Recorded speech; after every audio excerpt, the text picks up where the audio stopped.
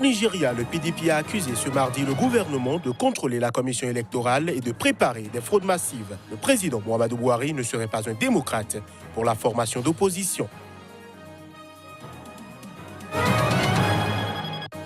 Le président bissau-guinéen José Mario Vaz a nommé lundi un nouveau ministre de l'Intérieur. Une décision qui intervient alors que le pays vient d'entrer en campagne pour les élections législatives du 10 mars.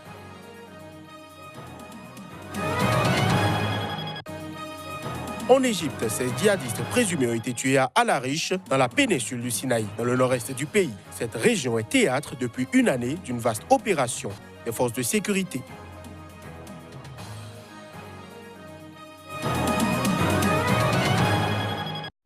Voilà pour les titres à chacun et à tous. Bonsoir et bienvenue au Nigeria. Et suite aux propos du président Buhari ce lundi, appelant les forces de l'ordre à être sans pitié face aux fraudeurs, le principal parti d'opposition a réagi.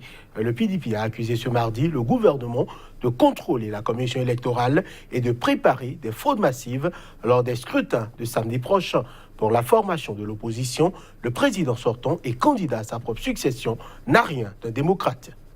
Les Nigérians savent très bien que la commission électorale indépendante INEC est sous contrôle total du gouvernement, a déclaré Ute Sekundus, le directeur de campagne du Parti populaire démocratique PDP, lors d'une réunion d'urgence suite au report de la présidentielle initialement prévue le 16 février. L'ambiance était très tendue dans la salle où s'étaient réunis tous les leaders du parti de l'opposition, dont le candidat Atiku Abubakar présenté comme le prochain président de la République fédérale du Nigeria. Sekundus a directement accusé le Congrès des progressistes APC d'organiser des fraudes massives. Nous avons la preuve que plus d'1 million d'électeurs fantômes vont voter pour ces élections, a-t-il affirmé, sans dire quelles étaient ces preuves exactement. Il a également accusé l'INEC d'avoir installé de nombreux bureaux de vote le long des frontières avec le Niger et le Cameroun pour faire voter des ressortissants étrangers. Enfin, le directeur de campagne a affirmé que le programme informatique de l'INEC avait été infiltré par des virus.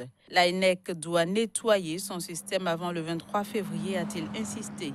Lundi, l'APC a également tenu une réunion extraordinaire où le président Muhammadu Buhari a appelé l'armée à être sans pitié contre les fraudeurs. Cet appel a été perçu comme un appel à la haine et au crime extrajudiciaire dans un pays instable où les violences post-électorales sont communes. Le report des élections législatives, présidentielles et sénatoriales du 16 au 23 février marque un net changement de ton entre les deux principaux partis qui s'accusent mutuellement de saboter le scrutin.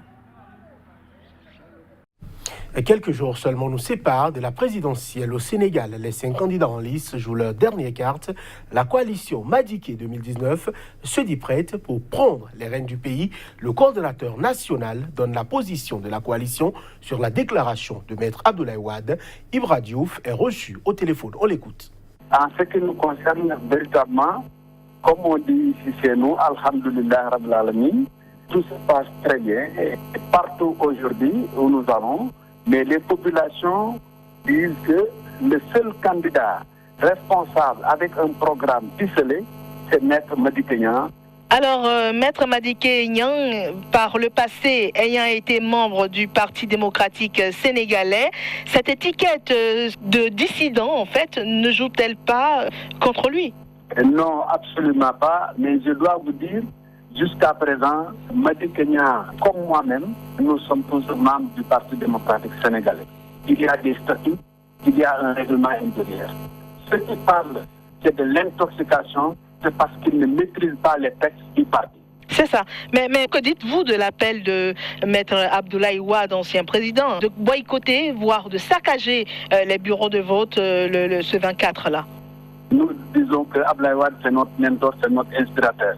Mais sur un cas particulier, quand nous avons su que le candidat qui a été choisi, Karim Wade, ne peut pas aller, il y a eu une personne du nom de Maître Madické Niang qui a accepté de jouer les sapeurs-pompiers pour éviter que le parti ne se présente en 2019 sans candidat.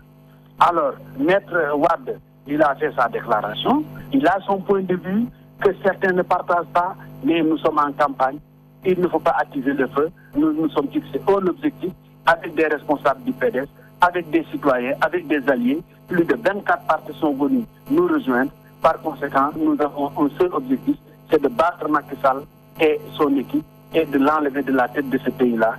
Et partout où vous allez, on dit le nom de Macky symbolise aujourd'hui la pauvreté par rapport à tout ce qu'il avait promis à la veille de son élection en 2012. Au Bénin et en prélude aux législatives, la Commission électorale nationale autonome Sénat a tenu un point de presse sur le recrutement des agents électoraux face aux médias ce mardi. Le président de la Commission a fait le bilan de l'opération de recrutement des 10 agents et de la suite qui lui sera réservée. On écoute Emmanuel Tiando pour plus de précisions. Dans le cadre de la préparation de ce scrutin, la Sénat a procédé du 30 janvier au 13 février dernier, sur toute l'étendue du territoire national, à une opération d'inscription des candidatures pour le recrutement des agents électoraux, à savoir les coordonnateurs d'arrondissement, les assistants des coordonnateurs d'arrondissement et les membres des postes de vote. En attendant de mieux affiner nos chiffres, nous pouvons déjà indiquer que sur un total d'un peu moins de 45 000 agents à recruter, toutes catégories confondues, nous avons enregistré plus de 123 370 candidatures sur un besoin total d'environ 45 000 agents à recruter. Il a été enregistré plus de 78 370 candidatures supplémentaires, toutes catégories d'agents confondus, même s'il existe des disparités entre les communes. C'est parmi ces candidatures que, conformément à la loi, c'est-à-dire au code électoral, la Sénat va procéder à leur formation et ensuite à leur recrutement. Dans la désignation définitive de ces agents, il sera tenu grand compte des critères définis par le code électoral, notamment la qualification professionnelle, l'expérience et les besoins sur le terrain. Le président bissau-guinéen José Mario Vaz a nommé lundi un nouveau ministre de l'Intérieur. Une décision qui intervient alors que le pays vient d'entrer en campagne pour les élections législatives du 10 mars, censées dénouer la crise politique. Edmundo Mendes, 46 ans, ancien procureur et professeur de droit à l'université Almicar Cabral, a été nommé ministre de l'Intérieur au poste laissé vacant par le limogeage en novembre de Moutaro Diallo au lendemain de la répression d'une manifestation d'étudiants. Il s'agit d'une nomination de consensus réclamée par les partis politiques et la société civile qui craignent des violences pendant la campagne électorale ainsi que par la communauté internationale. Elle a d'ailleurs été évoquée lors de la visite la semaine dernière des ambassadeurs des États membres du Conseil de sécurité de l'ONU. Mendes aura la lourde tâche de garantir la sécurité de tous les candidats en pleine campagne électorale et de veiller à la conclusion de la révision des listes électorales pour le scrutin du 10 mars. Un responsable du mouvement Alliance pour la démocratie, une formation créée par 15 députés frondeurs du Parti africain pour l'indépendance de la Guinée et du Cap-Vert et qui soutient le président Vaz, a dénoncé samedi à Bafata, à 150 km à l'est de Bissau, une inégalité de traitement entre les candidats de ce parti et 20 autres en lice. Il est inadmissible de voir la caravane d'un candidat lourdement armé avec une escorte de l'Ecomib, une force payée par l'argent du contribuable de toute la communauté économique des États de l'Afrique de l'Ouest, a-t-il déclaré. Il faisait référence aux quelques 540 militaires de l'Ecomib, la force ouest-africaine déployée dans le pays depuis 2012 pour sécuriser le processus de transition politique, exigeant que cette protection soit étendue à l'ensemble des partis. La situation sera rectifiée prochainement, a réagi dans une déclaration une source proche de la CEDEAO, sans autre précision. Le président somalien Mohamed Abdullahi Mohamed a rencontré son homologue burundais Pierre Nkurunziza. Ce lundi, c'était à l'occasion d'une visite du chef de l'État somalien au Burundi. Les images. Visite officielle du président somalien au Burundi. Elle doit durer 2 jours. Mohamed Abdullahi Mohamed a rencontré ce lundi son homologue burundais Pierre Nkurunziza à Bujumbura, la capitale du pays. Selon la présidence somalienne, les deux chefs d'État ont eu des entretiens bilatéraux axés sur le renforcement de la coopération en matière de sécurité et l'élargissement des partenariats commerciaux et économiques. Au menu de son séjour, une série de réunions entre les délégations des deux pays dans l'objectif de renforcer la coopération bilatérale. Au deuxième jour de sa visite, le président burundais Pierre Nkurunziza s'entretiendra à huis clos avec son hôte. Cette visite du président somalien intervient au moment où le Burundi a été invité à retirer près de 1000 hommes de ses troupes du territoire somalien. Le retrait des troupes burundaises inquiète les autorités de Mogadiscio. Le président de l'État Hirshabelle en Somalie, Mohamed Abdiwar, a d'ailleurs mis en garde contre un plan de retrait précipité, affirmant que cela pourrait rendre son État vulnérable aux attaques. Le Burundi étant parmi les plus grands contributeurs en troupes dans les missions de maintien de la paix en Somalie, au sein de l'AMISOM, les deux pays entretiennent de fortes relations d'amitié et les deux chefs d'État sont déterminés à les renforcer. En Égypte, 16 djihadistes présumés ont été tués à Al-Arish, dans la péninsule du Sinaï, dans le nord-est du pays. Cette région est théâtre depuis une année d'une vaste opération des forces de sécurité. L'annonce a été faite ce mardi par le ministère de l'Intérieur égyptien.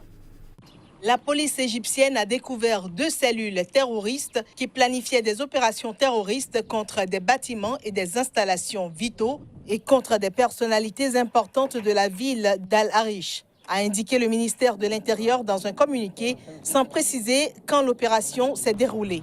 Les forces de sécurité se sont rendues sur les lieux des 2 cellules découvertes où elles ont riposté à des tirs nourris, selon la même source. 10 d'entre eux ont été tués dans une maison désertée du quartier d'Al-Obeidat et 6 autres dans une maison en cours de construction dans le quartier d'Abou Eita. Depuis la destitution par l'armée du président islamiste Mohamed Morsi en 2013, des centaines de soldats et des policiers sont morts dans des attaques de groupes extrémistes qui ont également visé la communauté chrétienne copte orthodoxe. Les attaques touchent principalement la péninsule du Sinaï dans le nord-est. Le 16 février, 15 militaires ont été tués ou blessés dans une attaque contre un poste de contrôle dans le Sinaï, que 7 djihadistes présumés ont été éliminés.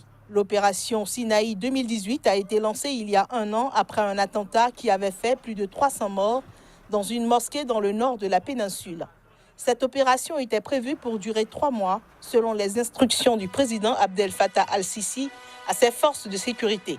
Au total, plus d'une trentaine de soldats et plus de 550 djihadistes présumés sont morts depuis son lancement, selon l'armée. Aucun chiffre de source indépendante n'est disponible. Voilà qui met un terme à cette édition. Merci de l'avoir suivi. Agréable nuit à chacun et à tous.